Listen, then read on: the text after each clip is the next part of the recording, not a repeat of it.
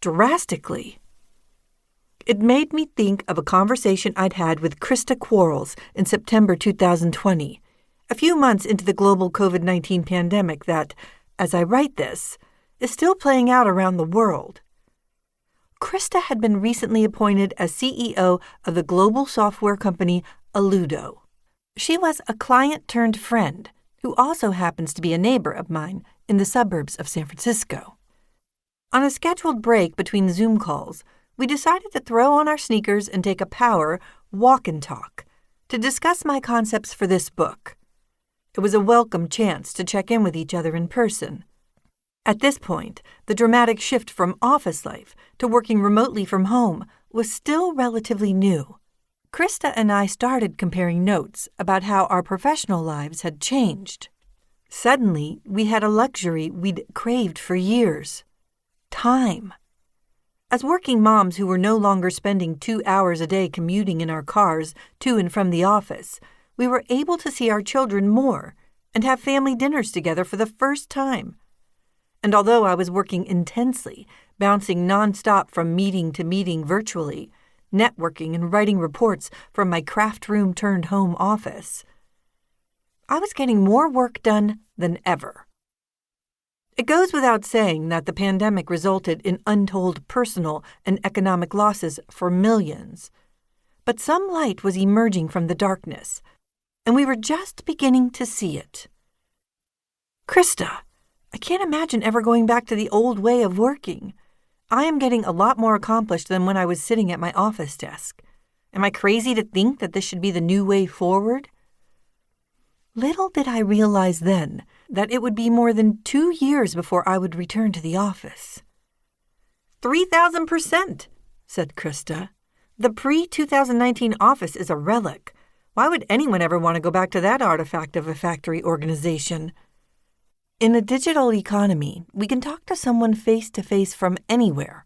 We know how many deal closures you've made, and none of it is predicated on whether you did it inside an office. Who cares if you're picking your kids up from school at 3 o'clock when you're crushing it?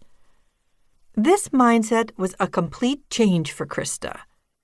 Charismatic with an acute intellect, a razor-sharp sense of humor, and endless reserves of energy, she'd ascended to the highest ranks in the male-dominated software industry, and before the pandemic had been attending every function, event, and leadership forum in her industry, flying across the country and around the world to meet customers and colleagues.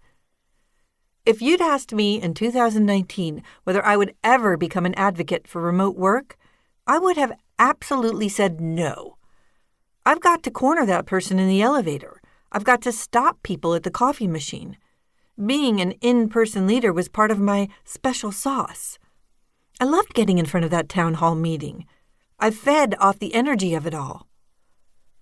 Long before the lockdowns, many Alludo employees were already working hybrid or remotely in different locations across the world, from Ottawa to Tokyo, to Frankfurt, to Austin and Seattle. But it was an ad hoc approach that left some on the sidelines. The pandemic changed that, establishing a new normal that created the opportunity for a more inclusive work environment that took into account different approaches. The tech industry has historically been a man's world where the most vocal, or perhaps the tallest, get recognized.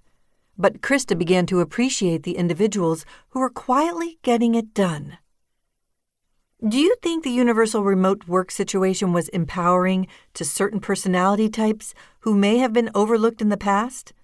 I asked her. And to women in particular?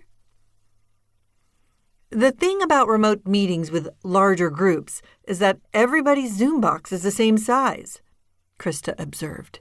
It enables you to go around the room, or I should say the screen, and ask people's opinions. It engenders a kind of equality. Everyone's viewpoint gets represented, and it becomes much harder for a few people to dominate. As Krista spoke, it occurred to me that we were in a rare moment in history where we could completely reset the workplace culture in a way that would be more inclusive. We were undergoing the biggest shift in how we work.